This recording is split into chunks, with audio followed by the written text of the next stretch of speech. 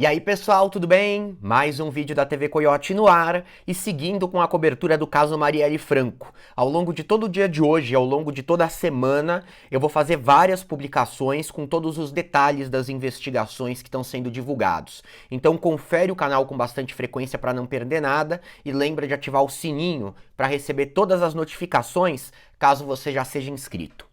Gente, em quase 8 anos de canal, eu nunca tinha visto uma operação da Polícia Federal dessa magnitude ser desencadeada em um final de semana, muito menos em um domingo de manhã. Foram 3 mandados de prisão preventiva, um contra o Rivaldo Barbosa, outro contra o Domingos Brazão e um terceiro contra o Chiquinho Brazão, e 12 mandados de busca e apreensão que envolveram vários agentes da PF. E agora a gente já sabe por que eles escolheram esta data num final de semana para fazer tudo isso. A decisão, ela foi tomada na quinta noite, já quase na madrugada de início de sexta-feira. Foi uma reunião que contou com integrantes da Procuradoria-Geral da República, da Polícia Federal e também com auxiliares do Supremo Tribunal Federal. A ideia de início é que eles desencadeassem tudo em algum dia útil agora da semana que está se iniciando, ou nessa segunda mesmo, ou na terça, na quarta, na quinta, a gente não sabe muito bem.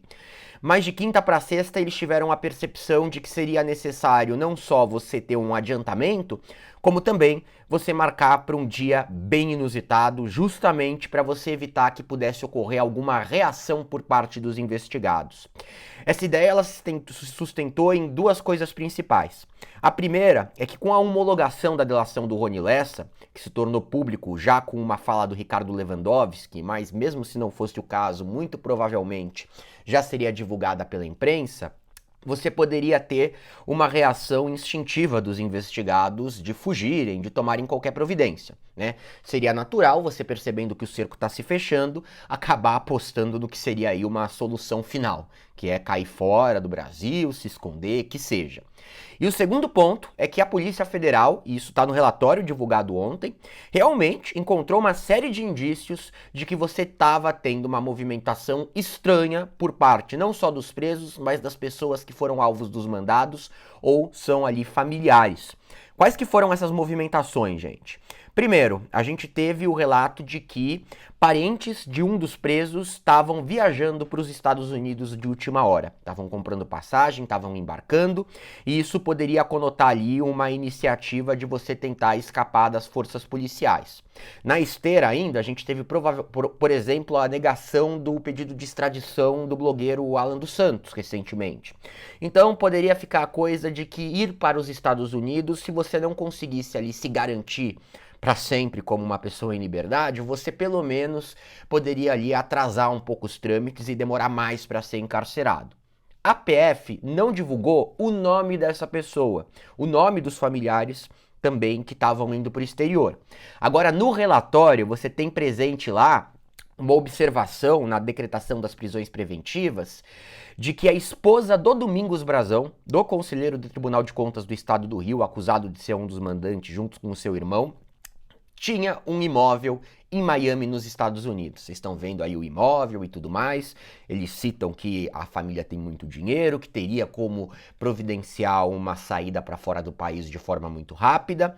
Então tudo dá a entender que a ida da esposa do Domingo Brazão, né, uma suposta ida dela para Miami, teria sido um dos fatores essenciais nesse adiantamento.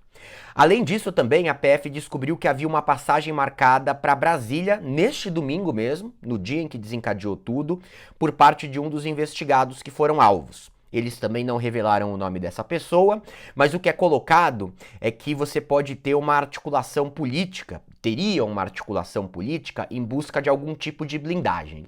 Cria-se uma suspeita quase instantânea de que se trata do Chiquinho Brazão, porque ele é deputado federal, ele teria ali mais motivos para ir para Brasília e tentar ali conversar com outros integrantes, não só do seu partido político, como também de outros, buscando alguma modalidade de blindagem. Mais um motivo para o adiantamento. E em terceiro lugar, eles colocam uma questão que eu já tinha trazido para vocês algumas semanas atrás, sobre a exoneração do Chiquinho Brazão da Prefeitura do Rio de Janeiro. Gente, o Chiquinho, na época do crime, ele era vereador junto com a Marielle Franco. Mas depois disso, ele foi eleito deputado federal E há cerca de 6 meses atrás, ele foi indicado pela União Brasil pro prefeito do Rio, Eduardo Paes, para ocupar o cargo de secretário de Ações Comunitárias do município. O que gerou muita surpresa é que em apenas 4 meses, no comecinho de fevereiro, o Chiquinho resolveu pedir para sair do cargo, do nada. Isso gerou uma grande repercussão. Mais do que isso, o Chiquinho Brazão, ele sai do cargo 11 dias depois de se tornar pública a notícia de que o Rony Lessa estava procurando fazer uma delação premiada e que possivelmente essa delação até já tinha sido feita. A gente não tinha muitas informações naquele momento, né? O Chiquinho, sabendo ali que era culpado, viu que ia ter uma delação, o cerco ia se fechar e aí realizou essa manobra política.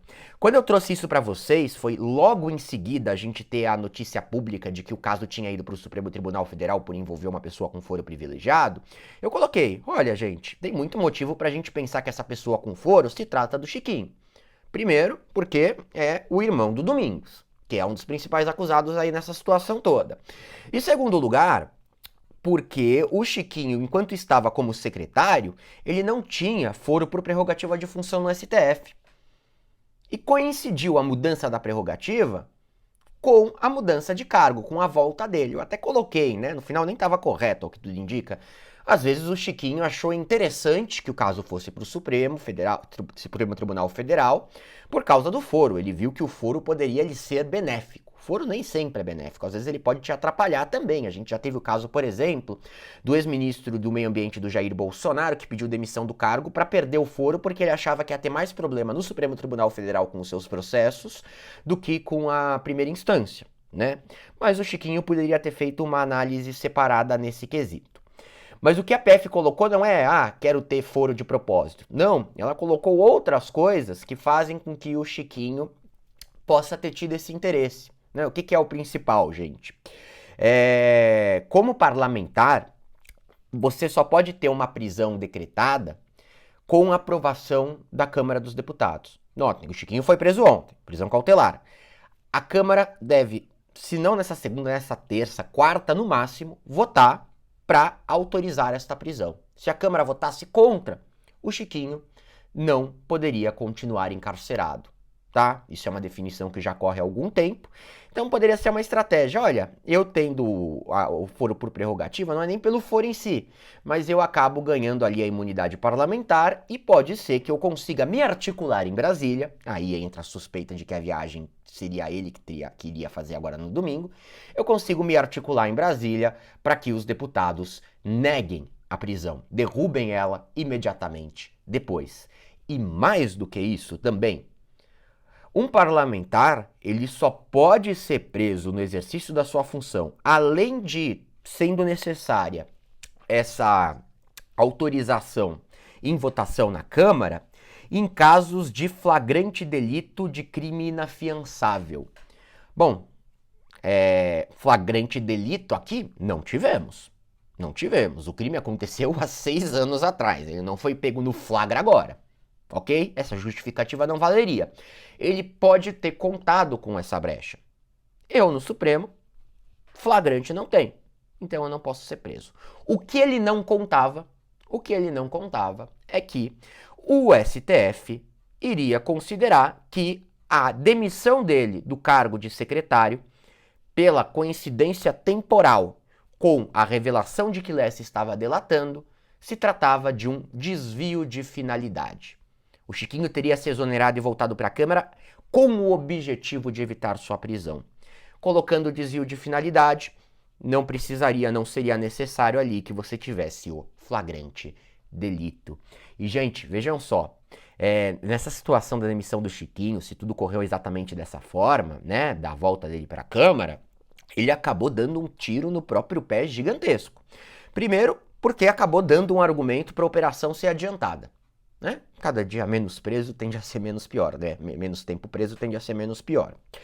E segundo ponto, porque é praticamente um consenso entre todos os envolvidos na investigação né, da Procuradoria-Geral da República até os responsáveis por ela lá na Polícia Federal, de que se o caso não tivesse ido para o Supremo, e foi por culpa do Chiquinho, você teria tido uma celeridade muito menor, porque você não tinha uma disposição do ministro relator do caso no Tribunal de Justiça, no Superior Tribunal de Justiça, o Raul Araújo, para que tudo corresse rápido. Se a coisa tivesse no Superior Tribunal de Justiça, a gente poderia estar no momento anterior e a delação do Lessa ainda poderia demorar um tempo razoável para ser homologada. Ela só teria sido homologada tão rápido porque o caso foi para o Supremo e olha, foi sorteado o Alexandre de Moraes, que tratou tudo com celeridade. O Chiquinho também talvez não esperasse que tivesse o azar de cair com o Alexandre de Moraes. Vai que o sorteado fosse o André Mendonça. Vai que fosse o Cássio Nunes Marques. No final, por essas duas razões, a saída dele da secretaria do Eduardo Paes lá no Rio de Janeiro acabou colaborando para que eles se complicassem, não só ele, todos os outros envolvidos, muito mais rápido. Muito mais rápido. Gerou suspeita e, mais do que tendo gerado suspeita, fez com que você tivesse uma pessoa no judiciário com propensão a levar tudo com mais agilidade. Daí que vem a excepcionalidade de uma operação em pleno domingo de manhã, que pegou todo mundo, eu, vocês e os próprios alvos de surpresa. Todos estavam em casa tranquilamente. Podiam saber que iam ficar pouco tempo em casa de forma tranquila, mas achavam que iam ter pelo menos o domingão a mais, né? É isso, gente. Qualquer momento estou de volta com mais atualizações. Publiquei vídeo mais cedo a respeito de uma necessária investigação do Walter Braga Neto pela indicação do Silvinei Vasquez como diretor da Polícia Civil do Rio de Janeiro durante o período de intervenção no Rio. E já adianto para vocês que o próximo vídeo vai ser explorando as causas do crime. O que motivou os mandantes? Por que eles não queriam mais a Marielle Franco? É isso, gente. Abraço a todos e a qualquer momento eu tô de volta com mais informações. Inscreva-se e ative o sininho aí.